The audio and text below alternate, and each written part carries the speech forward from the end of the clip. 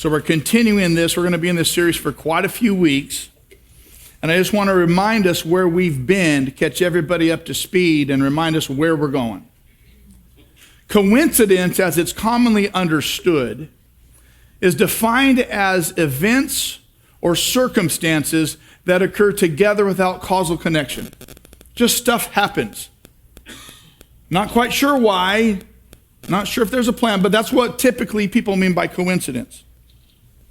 However, if you have a belief in God, it means that coincidence cannot exist because the cause is not unknown. Now, that's hard to put together. It's hard to live in a chaotic world, trying to understand that a God puts everything together when some of the stuff that comes together feels like it shouldn't be together. What ends up happening is that even for people who follow Jesus, that when coincidences are bad, we always play the victim. Don't know why it happened. Doesn't make any sense. I'm just a victim of circumstances, right? Conversely, if circumstances are good, then we become superstitious to try to make whatever good happen again. And so we find ourselves stuck. I asked a question last week, is there coincidence in the Bible?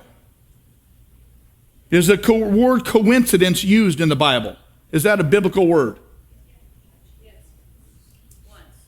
You people were here last week, you remember that. I appreciate that. Good, yeah. So the word coincidence is used one time in all of the Bible, and it's used by Jesus himself. Now, it's translated a little bit differently, but when Jesus was teaching the parable of the Good Samaritan, this Jew was beaten up and robbed, and all these other Jews walked by, and finally a Samaritan. Those two people groups did not get along well. And finally a Samaritan, who those two people groups didn't like each other, took some time and took care of this fella. But in the telling of that story, in Luke 10:31, Jesus says, now by chance, that's coincidence. Now by chance, a priest was going down the road, and when he saw the man who had been beaten up, he passed by on the other side. Jesus uses this word coincidence right here. By coincidence is how the Amplified Version more adequately in this sense, in this case, translates that word.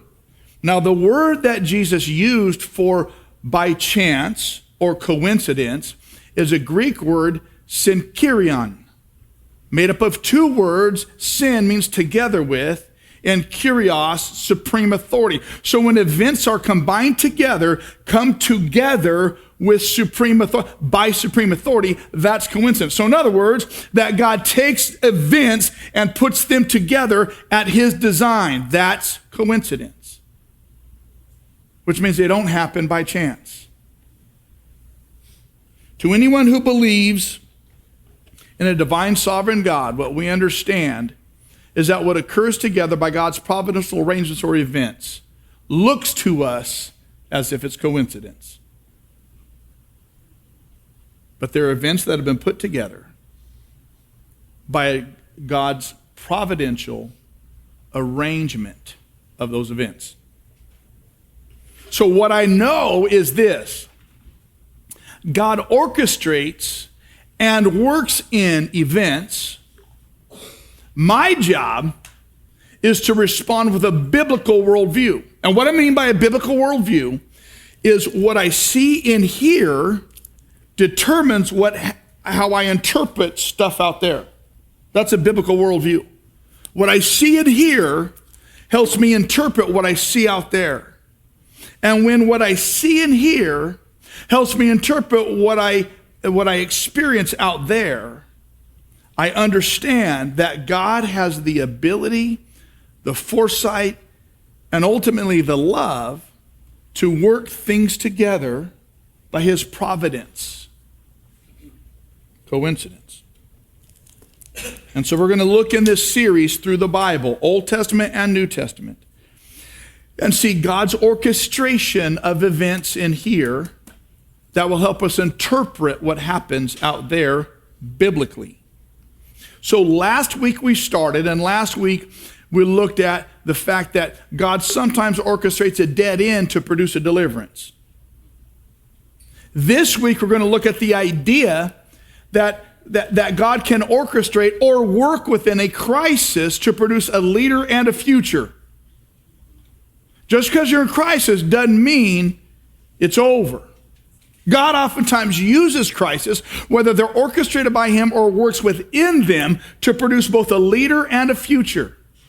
It's not by coincidence. We're going to see how God orchestrates a lack to produce a love. We're going to see how God orchestrates someone lowly to bring about a victory in a hero named David. We're going to see how God orchestrates a deficit to produce a solution. We're going to see how God orchestrates you for the moment that you're in. And then a little two-part series. We're going to see how God orchestrates events so you can reach your huddle and needs so you can reach your huddle. And none of this is by coincidence as we understand coincidence. It's all by things orchestrated by a divine sovereign God.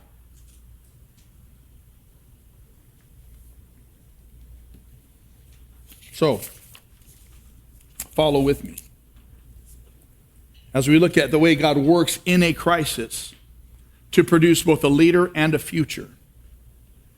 Now, I need to say up front that God doesn't always orchestrate crisis, but God always works within crisis. Sometimes we create crisis. Do you understand that? Matter of fact, most of the crises that we're in are self-created. Can we just be honest? Why did God do this? Well, God didn't tell you to get the credit card and go into $30,000 of consumer debt. That wasn't God's deal. But God works in it. You understand? So, I can't tell you how many people I've talked to, and they say, well, you know what? If God was so strong and so loving, why are there so many starving people in the world? I'm like, oh, that's not God's problem. Like, God didn't make that happen. God has provided enough food on this planet to make all of us fat. Everybody. See, God doesn't have a supply problem. God has a distribution problem. Man. Yeah. Come on. And it's us. You understand what I'm saying?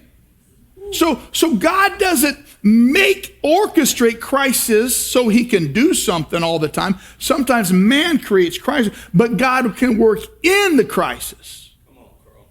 Okay, so I want you to understand this. Just please make sure. In crisis, God orchestrates events, even if they're your crisis, even if you created it, even if it's your fault. God still orchestrates events. Events that God orchestrates in crisis may look like coincidence to the casual observer.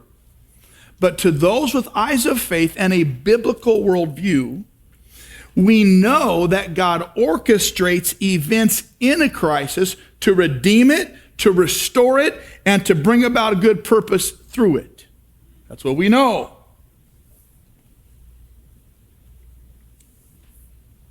And oftentimes when God orchestrates coincidence, it's often in preparation for another coincidence.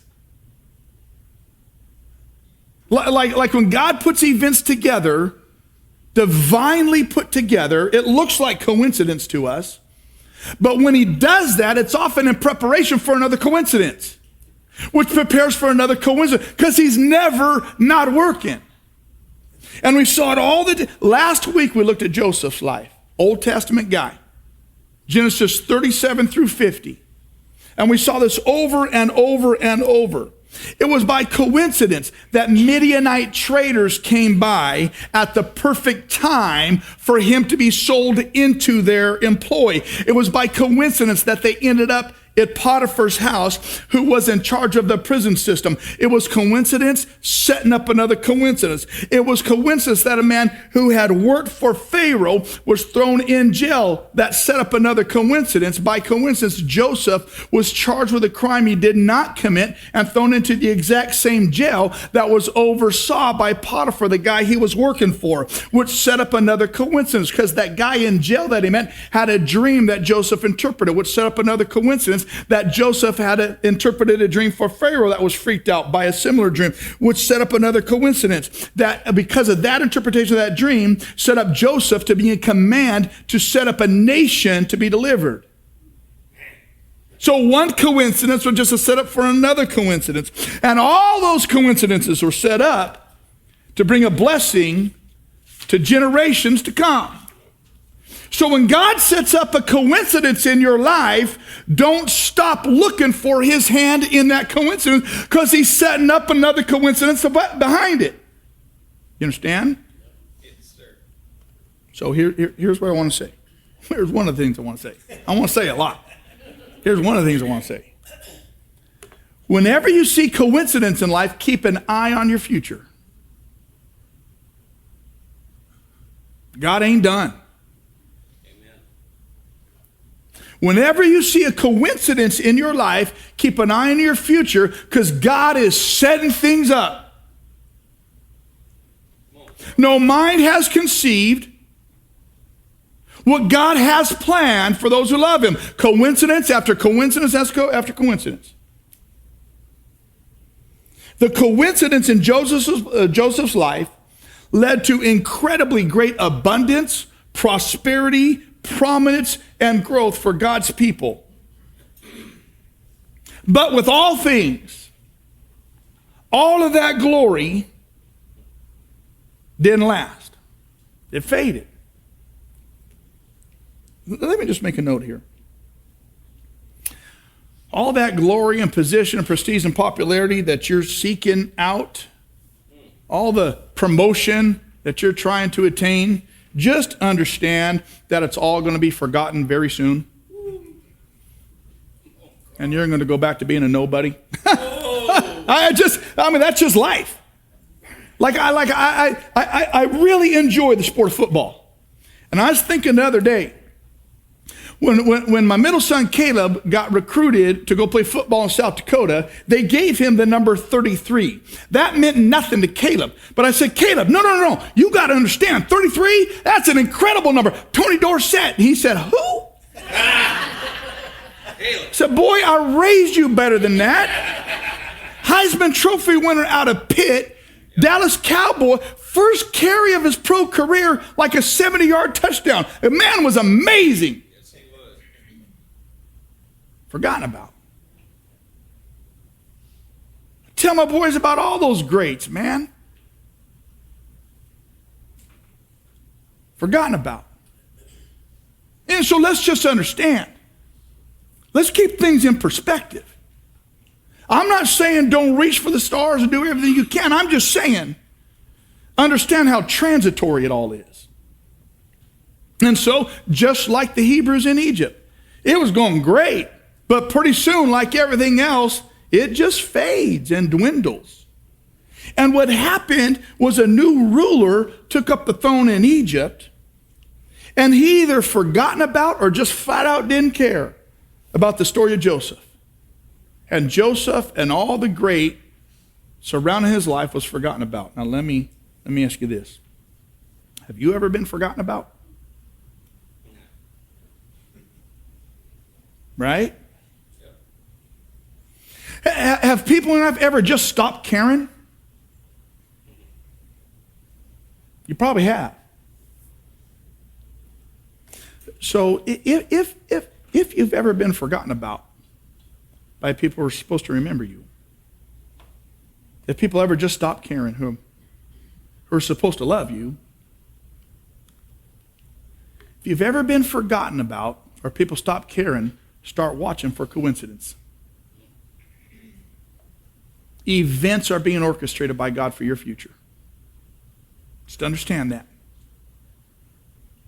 God is doing great things. And he ain't done. The coincidence that God orchestrates through Joseph's life for the good of God's people was soon forgotten, and his people were in crisis yet again.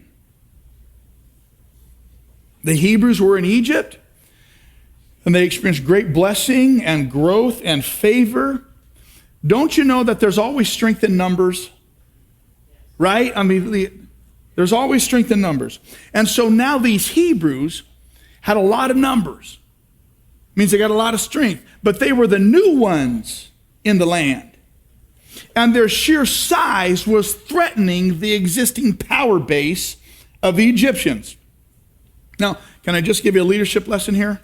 As a leader, if any of you are in a leadership position of an organization or people, please understand, when the new group into that organization starts to threaten the power base of that organization, they're going to become a threat to the power base of that organization. And it takes a great leader to orchestrate change. Just understand that. And so this is what was happening in Egypt. The Hebrews, growing in number and prosperity, were a threat to the Egyptians. So the Egyptians enslaved them to keep them from being a threat. Because if I make a slave out of you, you're no longer a threat. Do you understand that? Anytime the current power base is threatened, they seek to nullify the threat. And so, as the Egyptians did of the Hebrews, you put them in slavery and you nullify the threat that they have become. Slavery is the way rulers stay in power and keep a strong people group controlled. And whether it's 6000 BC or the 1800s AD, power dynamics have not changed. Weak leaders seek to enslave strong people because only strong leaders can lead strong people. And God's people were in crisis for hundreds of years in slavery, in brutality, and injustice. Egypt, the nation of Egypt, was built on the backs of slaves. Hebrews, Jews. And God orchestrated events of a crisis to rescue and liberate his people. God orchestrated the life of this man called Moses, and he became the great liberator. And Moses led God's people out of slavery to the edge of the promised land. Do you know Moses didn't get to go into the promised land? He died up on a place called Mount Nebo. God took him up to the top of this mountain where you could see everything, the entire promised land. The city of palms, of these great date palm trees. He could see the whole thing. And God told him, boy, you almost made it. And he died up on top of Mount Nebo. He led him right to the edge. And God orchestrated his life to become one of the greatest leaders in human history. The man through whom God worked mighty and miraculous wonders. But Moses should have never been born. And the Hebrew people's future should have always been bleak. See, what happened is this. In the midst of a crisis, God is orchestrating events to raise up a leader and to create a future. And when God does that, he's whispering to us that ultimately he is our rescuer with his future in mind. See, because Pharaoh was threatened by the population of the Hebrews and was in fear that if they were attacked by a neighboring country or army, the Hebrews would join the enemies and raise up against the Egyptians. And so he made a law to kill all the Hebrew baby boys. Because if you kill all the baby boys, pretty soon you got no army. And that was his way of controlling population. Pharaoh, can you imagine a law that allowed for killing babies? Can you imagine that?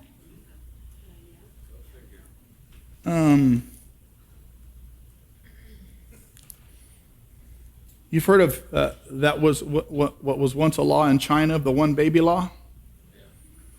You know how many children died? A whole bunch. I'm sure you've heard of U.S. abortion laws.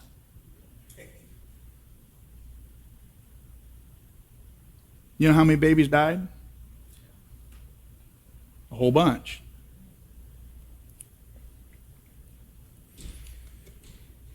We had a friend down in Southern California who made that choice early in her life.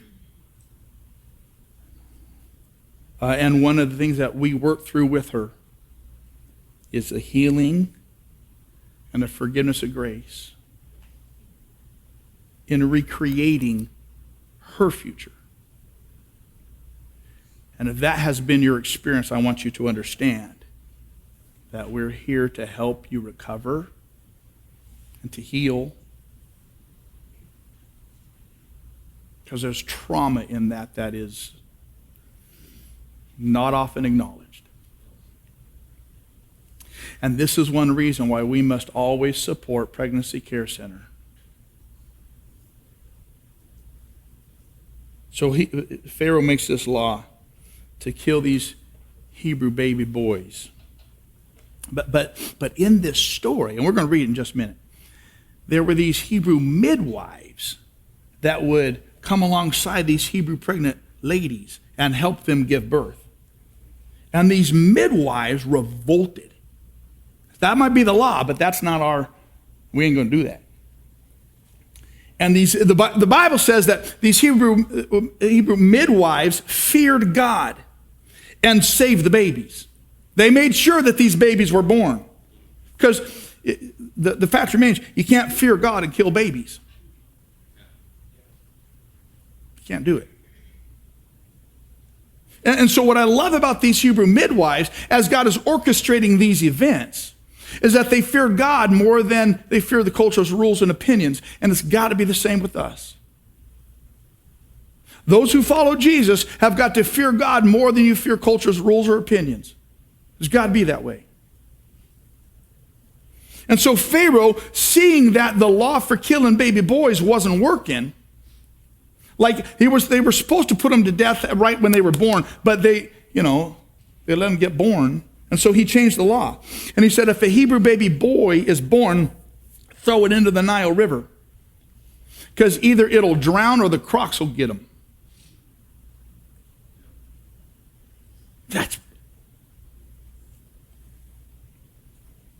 And so here's the story. Watch for the coincidence. Now, a man of the tribe of Levi married a Levite woman, and she became pregnant and gave birth to a son. When she saw that he was a fine child, what mama hasn't said their child's a fine child? If you ask your neighbor, they might not say that baby's fine. But if you're the mama, you're going to say, boy, he's fine. I mean, let's just be honest. Some babies come out and they don't look too fine. You got a big old cone head and the eyes over here and a nappy hair. And I mean, some of you grow up okay, Mackie, but when you're born, it's just like, what? But to mama, it's a fine baby. She hid him for 3 months. But when she couldn't hide him any longer, she got a papyrus basket for him and coated it with tar and pitch. Then she placed the child in it and put it among the reeds along the bank of the Nile. This Hebrew woman, her name was Jochebed. She had a baby, and she hid him for 3 months. Now, it's hard to hide a baby for very long. They tend to get squirrely and loud. And she decided to make a basket, a papyrus basket. Literally, the Bible, it's the word ark. She made an ark for this baby, and she covered it literally in tar and pitch. That is a weird idea to get for your baby. I know what I'll do. I'll take my baby and I'll put it in a basket and put it in a... Where does she get a strange idea like that? Babies are us. It's the exact word that's used in Genesis 6:14 of Noah's ark. She knew God's story in history. She knew what God had already done. And she figured, I know my God. And if God has done great things before, like save a man in the middle of the waters in an ark, he can do great things again. Like save my baby in the middle of waters in an ark.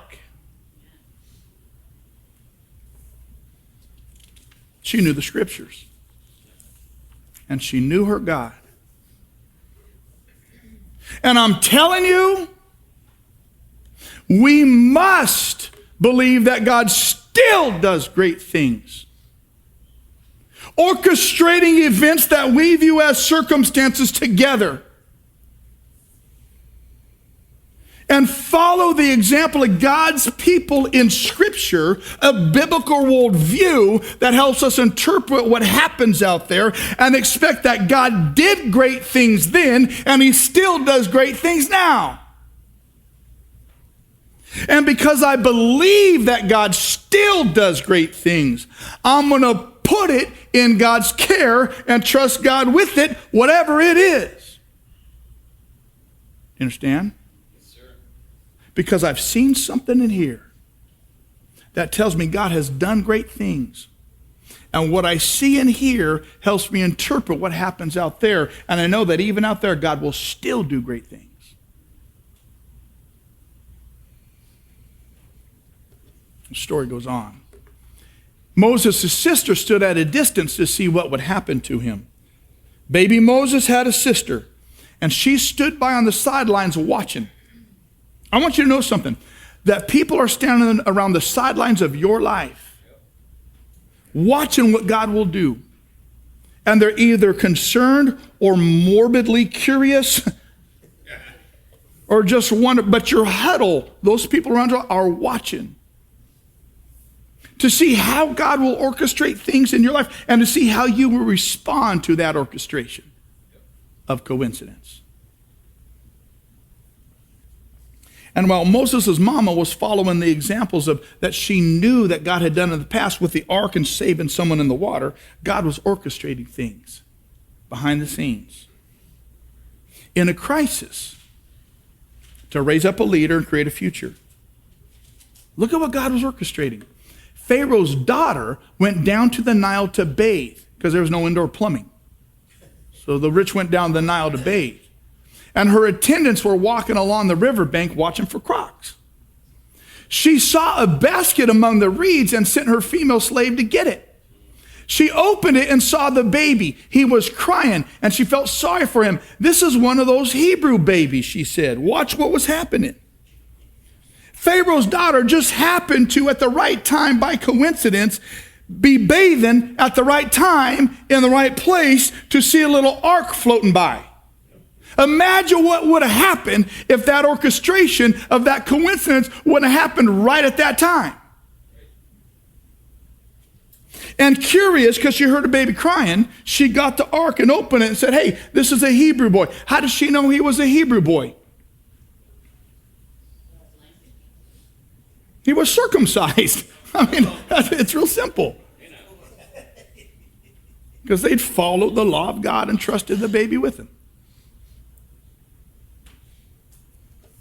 Now, look at how this is all these coincidences. Just by coincidence, she happens to be right at the right place at the right time. Then his sister asked Pharaoh's daughter, shall I go get one of those Hebrew women to nurse the baby for you? Just by coincidence, his sister standing by and sees an opportunity and jumps in. Understand this, sometimes when an opportunity is before you, got to jump into it. Don't stand by all the time letting life pass you by. Sometimes God orchestrates by circumstance and coincidence an opportunity. Jump in. Watch how amazing this is. By coincidence. She said, yeah, go. So the girl went and got who? Moses' mama. Pharaoh's daughter said, take this baby and nurse him for me, and I'll pay you. Just by coincidence, she gave that baby up to God. God, by coincidence, delivered that baby back to her, and by coincidence, paid her to take care of her own son. That ain't bad. So the woman took the baby and nursed him. When the child grew, she took him to Pharaoh's daughter, and he became her son. It's amazing how God orchestrates events.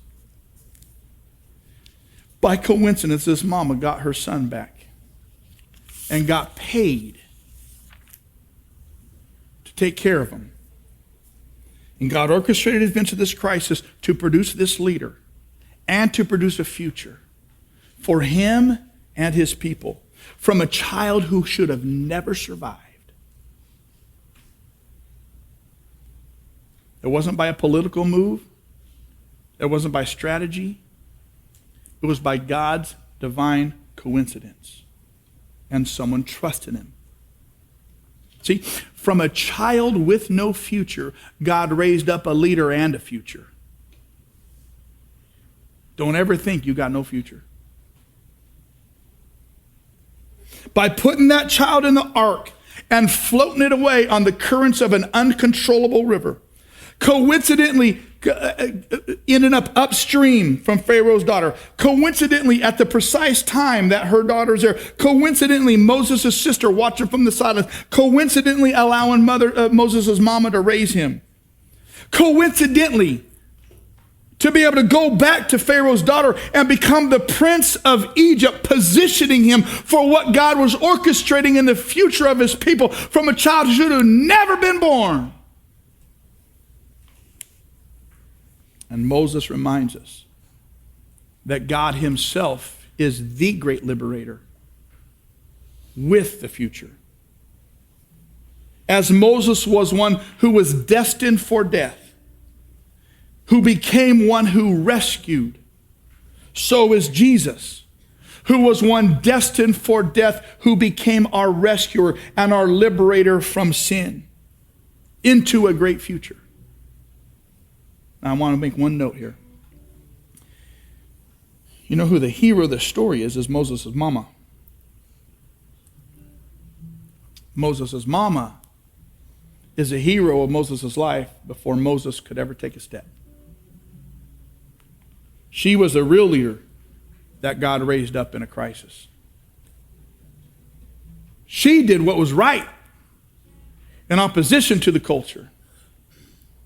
She was the one who trusted God with the future of her baby by placing him in a basket, going far beyond what anybody else had done, and giving him back to God's care and say, God, I'm going to set this child on a currents that I cannot control. And I'm trusting you to orchestrate by coincidence whatever my baby needs for their deliverance. And she trusted God because that mama knew that God had done great things in the past. And because that mama knew that God had done great things in the past, trusted that God would do great things in the future. She's the hero. And so in a crisis, believe that God can still do great things. And whatever that is, put it in God's care. And with your heart and soul, trust God with it. And when you do that, you become a leader, and God creates a future. Do you understand? Listen. I know that God has done great things. And so I interpret that God will still do great things. Do you understand? I know that God has done great things. And it's not by coincidence that I interpret the things that God will keep doing, good things, great things. Because I know he's done great things. I interpret the things that happen as God's coincidental orchestration of great things to come. Do you understand? Yes, sir. I want you to pray with me. It is not by coincidence that you're here right now. You think you planned why you're here. You have no idea why you're here. It is not by coincidence. Father, thank you for the opportunity you've given us to be here in the center of your divine orchestration of this day. in our lives. Thank you that you love us so much that you orchestrate even, and you work in crisis. You work events even in crisis.